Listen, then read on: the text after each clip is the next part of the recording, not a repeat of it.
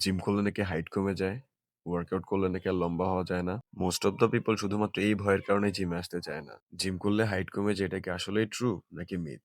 Let's talk about this today. আমাদের height মূলত নির্ভর করে ৩ টা জিনিসের উপরে। Genetics, nutrition and hormones. Genetics এর ভূমিকা এখানে 60-80%। বাবা-মায়ের হাইট আমাদের মেক্সিমাম পটেনশিয়াল ঠিক করে দেয়।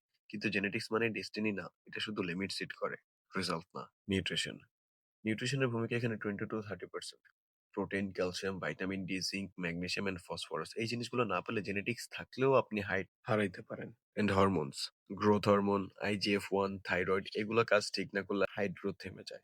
এবার আসি ছেলে এবং মেয়েদের ন্যাচারালি কত বছর বয়স পর্যন্ত হাইট বাড়তে পারে। অ্যাকচুয়ালি আমাদের হাড়ের মাথায় একটা প্লেট থাকে যেটাকে বলে গ্রোথ প্লেট, এবং একটা নির্দিষ্ট সময় পরে এই প্লেটটি বন্ধ হয়ে যায় এন্ড এটি বন্ধ হয়ে গেলে আমাদের ন্যাচারালি আর হাইট বাড়ে না।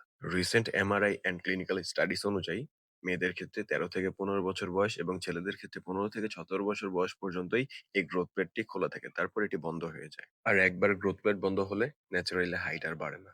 সায়েন্স ফ্যাক্ট এটা।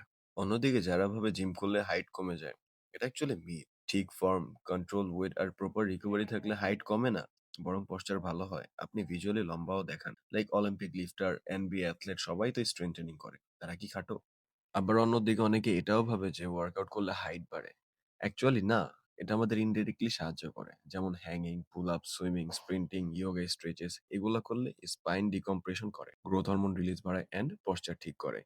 এজন্যই আমাদের সকালে ১-২ সেন্টিমিটার বেশি এবং রাতে কম লাগে। এটা নরমাল স্পাইনাল কম্প্রেশন। অন্যদিকে হাইট পটেনশিয়াল নষ্ট হয়ে যাওয়ার অন্যতম প্রধান কারণ হচ্ছে স্লিপ না হওয়া। বিশেষ করে টিনেজে।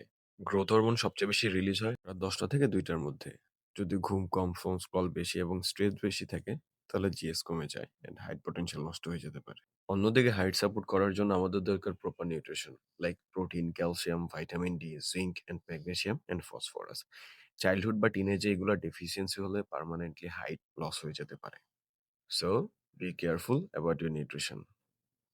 সো লাস্টলি একটা কথাই বলবো, হাইট ইনক্রিজ বা ডিক্রিজ এর সাথে জিমের কোনো কানেকশন নেই।